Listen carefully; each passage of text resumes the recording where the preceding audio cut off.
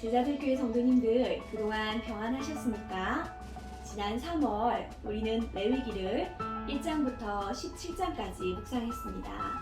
그리고 이제 8월부터는 레위기 18장부터 다시 묵상하게 되는데요. 그래서 오늘은 8월부터 진행되는 레위기 묵상을 돕기 위해서 1장부터 17장까지의 내용이 무엇이었는지를 한번 돌아보는 시간을 가지려고 합니다. 레위기 전체 맥락을 다시 한번 살펴보시면서 8월 레위기 후반부 묵상에 많은 도움이 되시길 바랍니다. 레위기는 시작되는 첫 글자를 따서 히브리어로 와이크라라고 불렸습니다. 하나님께서 모세를 회막, 즉 성막으로 부르시는 것으로 이 책이 시작되기 때문인데요. 출애굽한 지 약 2개월 후에 시내산에 도착한 이스라엘 백성들에게 하나님께서는 모세를 통해서 십계명을 주시고 하나님의 백성 되었다는 피의 언약을 체결합니다. 그 후 모세와 이스라엘 백성들은 하나님이 지시하신 대로 성막을 완성하고 시내산에 임하셨던 하나님의 임재가 성막에 임하게 됩니다. 성막에 임재하신 하나님께서 모세를 이 성막으로 부르셨다는 것이 바로 와이크라, 그리고 그가 부르셨다라고 하는 레위기의 첫 단어입니다. 당시 이스라엘 백성은 시내산에서 하나님과 언약을 체결한 후 바로 하나님을 배신했습니다. 황금 송아지를 만들어서 하나님이라고 부르며 하나님을 떠나서 우상 숭배를 했던 것이죠. 영원한 하나님의 백성 되기로 언약을 맺은 직후인데도 너무나 쉽게 하나님을 떠난 이 이스라엘 백성을 하나님은 완전히 멸망시켜 버리실 수 있었습니다. 하지만 하나님께서는 이스라엘을 멸망시키는 방법이 아니라 그들을 회복시켜서 함께 할 수 있는 방법을 선택하셨어요. 그것이 바로 하나님이 거하시는 처소인 성막을 중심으로 이스라엘 백성들이 살면서 거룩하신 하나님을 이스라엘 백성이 닮아가도록 하는 것이었는데요.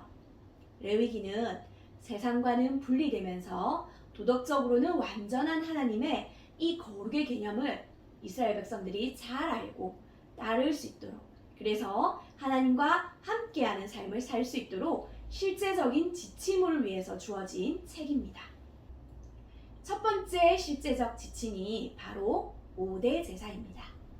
자원함으로 드리는 번제, 소제, 화목제와 의무로 드리는 속죄제와 속건제를 통해서 죄인인 이스라엘 백성이 죄를 속죄하고 하나님의 거룩을 부여받을 수 있도록 하셨어요. 하나님께서는 이스라엘 백성들이 하나님의 거룩을 덧입도록 하는 데 있어서 어떤 차별도 주지 않으셨는데요. 남자만 번제를 드리게 하신 게 아니라 여자도 하나님께 번제를 드릴 수 있도록 하셨고, 각자의 신분과 상황에 따라서 부유한 사람들은 소, 그 다음에는 양이나 염소, 그것도 안 될 때는 비둘기를 드리게 하셨어요. 비둘기도 드릴 수 없을 정도로 가난한 사람들은 밀가루로 제사를 드리도록 배려하셔서 모든 사람이 하나님께 죄를 용서받을 수 있도록 하셨습니다. 거룩하신 하나님과 이스라엘이 함께 할 수 있도록 5대 제사에 대한 지침이 주어진 후에 제사장들이 임명되고 제사장들의 위임식이 진행됩니다. 하나님께서 제사를 받으셨다라고 하는 표시로 하나님의 영광이 온 이스라엘 백성에게 나타나게 되는데요. 하나님이 함께 하시는 이 명백한 증거 앞에서 온 이스라엘은 아주 기뻐했습니다. 그러나 기쁨의 열기가 식기도 전에 제사장으로서 위임된 아론의 아들인 나답과 아비후가 여호와께서 명령하시지 아니하신 다른 불을 담아서 분향하려고 하다가 여호와의 불에 의해서 죽임을 당하게 됩니다. 이 사건은 거룩하신 하나님이 명령하시지 않은 방법으로 거룩을 침범하면 거룩과 부정이 맞닿기 때문에 결과는 죽음밖에 없다는 것을 우리에게 보여줍니다. 그래서 하나님께서는 이스라엘의 부정이 정화되어서 정결하게 될 수 있도록 일상생활에서 지켜야 하는 정결법을 주셨고, 정결한 것은 다시 하나님이 허용하신 방법에 따라서 성화되어서 거룩해진 후에 하나님께 바쳐지도록 하셔서 이스라엘이 계속 거룩할 수 있도록 하셨습니다. 그리고 정결법과 5대 제사를 통해서도 해결되지 못한 죄는 1년에 한 번씩 대속죄일의 속죄 제사를 통해서 용서받게 하셨는데요. 이스라엘 백성의 죄로 오염된 성전이 대속죄일의 제사를 통해서 거룩을 회복하게 하셔서 성전의 거룩함으로 이스라엘이 다시 거룩해질 수 있도록 하신 것입니다. 그래서 레위기는 대속죄일과 속죄제사를 다루는 16, 17장을 중심으로 앞부분은 5대 제사와 몸의 정결 규례를 말씀하고 있고 18장부터는 사회적인 윤리와 절기를 알려줌으로써 이를 통해서 이스라엘이 하나님의 거룩을 덧입도록 하는 삶의 실천적 지침을 제공해주고 있습니다. 8월 첫 주 동안 묵상하는 내용은 레위기 18장부터 20장인데요. 이 부분은 윤리적 성결법에 대한 부분으로 하나님의 거룩한 백성으로서의 사회 윤리를 19장에 중점적으로 알려주기 위해서 앞뒤로 있는 18장과 20장에서 이스라엘에게 금지된 성관계와 그에 따른 처벌을 말씀하고 있습니다.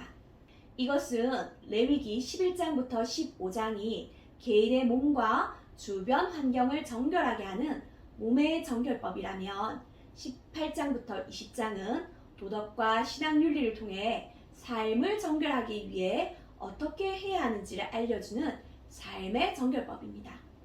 이 모든 것은 사실 가족 공동체를 보호하고 더 나아가서 이스라엘 전체 사회를 보호하기 위한 의미가 있습니다. 하나님께서는 이스라엘 백성 개개인의 거룩을 중요하게 생각하실 뿐 아니라 거룩하고 건강한 가족과 사회 문화를 통해서 하나님의 거룩이 계속 유지되고 계승되기를 원하신 것입니다.